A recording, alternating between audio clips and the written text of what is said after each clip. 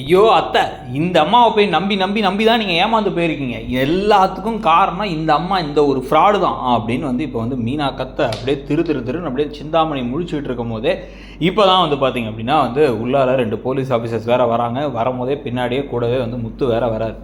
இந்த ப்ரொடிக்ஷனில் தான் வந்து பார்த்தீங்க அப்படின்னா வந்து இப்போ இங்கிலீஷ் கிளாஸ்லாம் போகிறோம், இங்கிலீஷ் கிளாஸ் போய் எல்லாத்தையும் வந்து புதுசாக கற்றுக்குறோம் அப்படின்னு முத்துவும் மீனாவும் தன்னுடைய பிஸ்னஸையும் தங்களுடைய வாழ்க்கையை உயர்த்துறதுக்காக கிளாஸ் எல்லாம் போயிட்டுருக்க. இதுக்கிடையில் இப்போ வந்து அந்த ஸ்ருதியோட வீட்டில் தங்கவே முடியலன்னு அழுதுகிட்டே கால் பண்ணுறாங்க விஜயா. கால் பண்ணி மனோஜ் கிட்டக்க, மனோஜ் நான் என்னால் அங்கே இருக்க முடியாது, நான் ஷோரூம்லேயே வந்து தங்கிக்கிறேன் அப்படின்னா, அவர் என்ன நினச்சிட்டு இருக்காருன்னா, முந்தின நாள் ரோகிணி கூடயே வந்து அந்த ஷோரூமில் தங்கினதுனால அடுத்த நாளும் ரோகிணியை வந்து ஷோரூமுக்கு வர சொல்லிடலாம் அப்படின்னு நினச்சிட்டு இருக்காரு. ஆனால் அங்கே தான் அது நடக்கலை.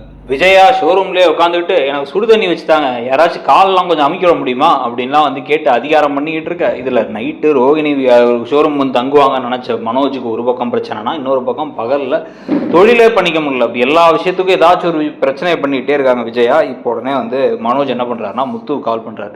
அம்மா ஏன்டா இங்கே இருக்காங்க, என்னால் முடியலடா டேய் அப்படின்னு வந்து கால் பண்ணோன்னா அம்மா அங்கே இருக்காங்களா அப்படின்னு ஷாக் ஆகிட்டு முத்து உடனே வந்து ஆமாம் ஸ்ருதியோட வீட்டில் ஒரே பிரச்சனை போல் அங்கேருந்து கிளம்பி வந்துட்டாங்க. இன்னும் ரவி ஸ்ருதி கூட என்கிட்ட சொல்லலையே அப்படின்னா அவங்க எப்படி சொல்லுவாங்க, அவங்களுக்கு ரொம்ப தர்ம சங்கடமாக இருக்கும்ல. அவங்க வந்து கூப்பிட்டு கூட பார்த்தாங்க, கூப்பிட்டு பார்த்தாலும் அம்மா வரமாட்டேன்ட்டாங்க அப்படின்னு சொன்ன உடனே ஐயோ அப்படின்ட்டு உடனே சரி ஓகே அப்படின்ட்டு முத்துவும் மீனாவும் அண்ணாமலையை கூப்பிட்டு அங்கே வராங்க. வந்து தயவு செஞ்சு என் வீட்டுக்கு வந்துருங்க அத்தை, உங்களுக்கு என்ன வசதி வேணாலும் நான் செஞ்சு தரேன், நான் பார்த்துக்கிறேன் அப்படின்னு வந்து மீனா சொன்னதுக்கப்புறமா வந்து முதல்ல மூஞ்சி தூக்கிட்டே இருக்கிற விஜயா சரின்னு அப்புறம் வேறு வழியே இல்லைன்னா அண்ணாமலையும் கூப்பிட்றதுனால கிளம்பி போகிறாங்க. அங்கே போயிட்டு அங்கே சின்ன வீடாக இருக்குது, பாத்ரூமெல்லாம் ஒன்றும் சரியில்லை, என்னால் இங்கே தங்க முடியாது, நம்ம வீட்டுக்கு போகணும்னு அவங்க ராத்திரியெல்லாம் அழுதுகிட்டே இருக்காங்க. அவங்க வருத்தப்படுறாங்க அப்படிங்கிறத முத்துவும் மீனாவும் பார்த்த உடனே மீனாவுக்கு எப்பயும் போல இலகன மனசில் என்ன இருந்தாலும் எப்படியாச்சும் அந்த வீட்டை திருப்பி மீட்டு எடுக்கணுங்க, என்னங்க பண்ணலாம் அப்படின்னு வந்து பேச. இல்லை எனக்கு இதில் நிறைய விஷயம் டவுட் இருக்குது. முதல்ல மனோஜை எப்படி வந்து திருப்பி இவங்க டார்கெட் பண்ணி அந்த கடனை கொடுத்தாங்க. ஏன்னா வந்து பேங்க்கில் ஒழுங்காக கடன் இருந்துச்சு, பத்திரம் இருந்துச்சு, அதை வாங்கி ஏன்ட்ட கொடு அப்படின்னு சொன்னதே நம்ம அந்த வீட்டை அபகரிக்கிறதுக்கு தான் எனக்கு தோணுது மீனா அப்படின்னு முத்து சொல்ல. எனக்குமே அப்படி தாங்க தோணுது. சிந்தாமணியை பற்றி எனக்கு முன்னாடியெல்லாம் தெரிஞ்சதெல்லாம் பூ வியாபாரம் பண்ணும்போது வந்து நிறைய பிரச்சனை பண்ணுவாங்க, மற்றவங்க யாரும் போட்டியாக வளர்ந்துடக்கூடாதுன்னு நினைப்பாங்க அப்படிங்கிறதான் தெரியும். ஆனால் சங்கத்தில் உட்காந்ததுக்கப்புறம் தான் அந்த அம்மாவுக்கு இந்த பூ வியாபாரத்தை தாண்டி வட்டிக்கு விடுறது மட்டும் இல்லாமல் வீட்டு பத்திரத்தை வச்சு அடகு வச்சு மற்றவங்களோட பொருள் எல்லாம் வீடு காரு இந்த மாதிரி மற்ற பொருளை அபகரிக்கிறதும் இந்த அம்மா நிறைய பண்ணுதுங்கிறாங்க. கட்ட பஞ்சாயத்தெல்லாம் எக்கச்சக்கமாக பண்ணி இந்த மாதிரி பண்ணுறாங்க அப்படின்னு தான் நிறைய கேள்விப்படுறேன் நான். அப்போ நம்ம வீட்டுக்கும் உங்கள் அண்ணனுக்கும் கடன் கொடுத்தது அப்படி தான் கொடுத்துருப்பாங்கன்னு நினைக்கிறேன் அப்படின்னு சொன்ன உடனே அப்போ அந்த ஃபைனான்சியர் எப்படி இதில் உள்ளே வராரு அப்படின்னா 2 பேரும் கொடுக்கல் வாங்கல் இருக்குன்னு தோணுதுங்க அப்படின்னு வந்து இப்போ முத்துவும் மீனாவும் மாற்றி பேசிக்கிட்டு இருக்காங்க. பேசிக்கிட்டு இருக்கும் போது தான் அடுத்த நாள் இவங்க கிளாஸுக்கு போகும்பொழுது வந்து இப்போ யார் வரா அப்படின்னு வந்து பார்த்தா ஒரு ரிட்டையர்ட் போலீஸ் ஆஃபீஸர் ஒருத்தர் அவர் வரப்போகிறாரு. அவர் வந்ததுக்கப்புறம் தான் வந்து பார்த்தீங்க அப்படின்னா வந்து அவருடைய அனுபவங்களை வந்து பகிர்ந்துப்பார். அவர் வந்து இங்கே உண்மையிலே வந்து ஒரு பெரிய பொசிஷனில் இருந்தவர். ஒரு பொசிஷனில் இருக்கும்போது இங்கே வந்து படிச்சிருக்காரு. ஏன்னா அவருக்கு ஃபாரின்லாம் போக வேண்டியது இருந்துச்சா, அப்போ படித்தானா இங்கே நம்ம கோச்சிங் கிளாஸில் அப்படின்னு ஸ்வேதா சொல்ல.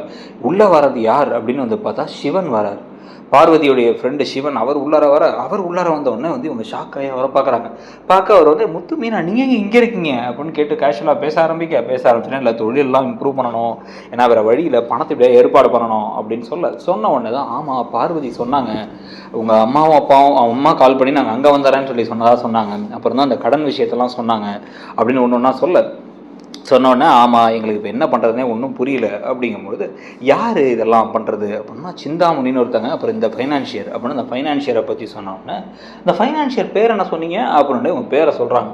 பேரை சொன்னோடனே ஒரு நிமிஷம் இருங்க அப்படின்ட்டு வந்து என்ன பண்ணுறாரு, கிளாஸுக்கு வெளிலே வந்துட்டு டக்குன்னு யாருக்கோ கால் பண்ணிட்டு நான் தான் பேசுகிறேன், சிவன் பேசுகிறேன், எனக்காக ஒரு சின்ன ஹெல்ப் பண்ணுறீங்களா அப்படின்ட்டு அந்த ஃபைனான்சியர் பேர் சொல்லி ஏதோ சொல்லிகிட்டே இருக்கார். சொல்லிவிட்டு வந்து அதுக்கப்புறமா கால் வருது. கால் வந்துன்னா ஒரு கண்ணெல்லாம் விரிஞ்சு ஒரு மாதிரி ஷாக் ஆகிட்டு டக்குட்டு முத்துக்கிட்டையும் மீனாக்கிட்டையும் ஒரு முக்கியமான விஷயம் இருக்குது, நீங்கள் என்ன பண்ணுங்கள், நாளைக்கு காலையில் அந்த ஃபைனான்சியரை பார்க்குறதுக்கு நேராக கிளம்பி போயிடுங்க, எதுவும் பேசலாம் வேணாம், சொல்லாமல் கிளம்பி போயிடுங்க, அந்த ஆஃபீஸ் வாசலில் இருந்து அந்த ஆள் உள்ளதான் இருக்காருன்னு கன்ஃபார்ம் பண்ணிட்டு எனக்கு கால் பண்ணுங்க அப்படிங்கிறாங்க.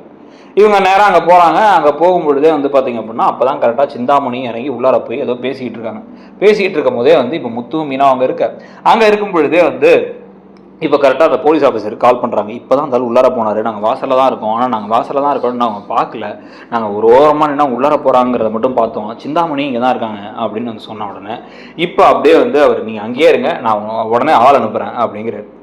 இந்த சமயத்துலாம் வந்து பார்த்தீங்க அப்படின்னா வந்து அந்த ஆள்கிட்ட போய் நானாச்சும் பேசி பார்க்குறேன், எங்கள் வீட்டு சாவியாச்சும் கொடுங்க, கொஞ்ச நாளைக்கு நாங்கள் வீட்டில் இருந்துக்கிறோம் அப்படின்னு சொல்கிறேன் அப்படின்ட்டு வந்து விஜயா ஆட்டோவில் இறங்கி வராங்க. அம்மா நீங்கள் எங்கம்மா இங்கே வந்தீங்க அப்படின்னா, டேய் பேசாமல் இருங்களா, என்னால் அங்கே இருக்க முடியல, யார் வீட்டில் இருக்க முடியல, என் வீட்டில் நான் மகாராணி மாதிரி இருந்தேன், மற்றவங்க வீட்டில் கூனி குருவி போய் என்னால் நிற்க முடியாது, இப்போவும் அவங்க வீட்டு சாவியை தரல, நம்ம வீடு தரலன்னா தயவு செஞ்சு ஒரு வீடு வாடகைக்காச்சும் எடுத்து போயிடலாம், என்னால் இப்படிலாம் வாழ முடியாது, சொந்த வீடு இல்லாமல் ஒரு வீடு இல்லாமல் இருக்க முடியாது அப்படின்ட்டு வேகமாக கிளம்பி உள்ளார போகிறாங்க.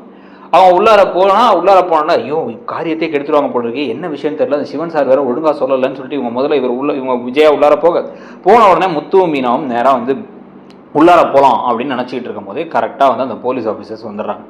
வந்துட்டு தான் அவங்க வந்து சில அதிர்ச்சியான தகவலெல்லாம் சொன்ன உடனே வந்து என்ன சொல்கிறீங்க அப்படின்னு இவங்க ஷாக் ஆகிட்டு முதல்ல வந்து நீங்கள் மீனா நீங்கள் உள்ளார போங்க, உங்கள் அத்தை வேறு தனியாக இருக்காங்கிறீங்க அப்படின்னு அந்த போலீஸ் ஆஃபீஸர் சொன்ன உடனே நேராக உள்ளார போயிடுறாங்க. மீனா உள்ளார போயிட்டு அத்தை நான் சொல்கிறத கேளுங்க, நம்ம கிளம்பலாம், இப்போ இந்த இடத்துல இருக்க வேணாம் அப்படின்னு சொல்லிட்டு இருந்தேன். ஏய் பேசாமல் இரு, நான் எப்படியாவது இந்த பத்திரத்தை வாங்கணும், இந்த சாவியை வாங்கணும், அதுதான் எனக்கு ரொம்ப முக்கியம் அப்படின்லாம் வந்து பேசிக்கிட்டு இருக்கும் பொழுது டக்குன்னு இப்போ வந்து ஐயோ அத்தை உங்கள் பெரிய ஃப்ராடு, எல்லாத்துக்கும் காரணம் இந்த அம்மாவும் தான் அப்படின்னு சொல்லிட்டு இருக்கும் பொழுது நேராக உள்ளார போலீஸ் ஆஃபீஸர்ஸ் வராங்க.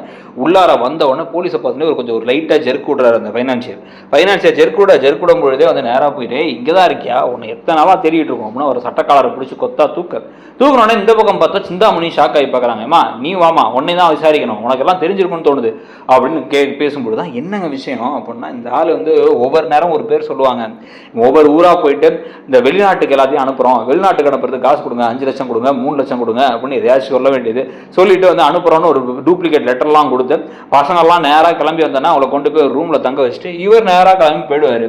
தவிர இடத்த காலி பண்ணிட்டு மொத்தமாக பணம் தூக்கிட்டு போயிடுவார். வெவ்வேறு இடத்துல வெவ்வேறு கெட்டப். இப்போ கோட் ஷூட் போட்டு சுற்றுறான். ஒரு நாள் வந்து பார்த்தீங்கன்னா ஃபுல்லாக ஷேவ் பண்ணிட்டு வேஷ்டி சட்டையை போட்டு ஒரு திருநெல்வேலி பக்கம் சுற்றிக்கிட்டு இருந்தோம். இந்த மாதிரி பயங்கர திருட்டு பய.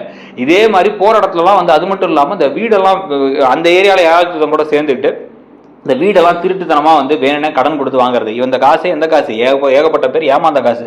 அந்த காசை கடனாக கொடுத்து அந்த கடனுக்காக அந்த வீட்டெல்லாம் இது பண்ணி அந்த வீட்டையும் விற்றுட்டு திருப்பி அதுலேயே ஒரு அமௌண்ட் தேர்த்தின்னு பல திருட்டு தில்லாலங்கடி வேலைலாம் செய்யக்கூடிய ஆளுங்க.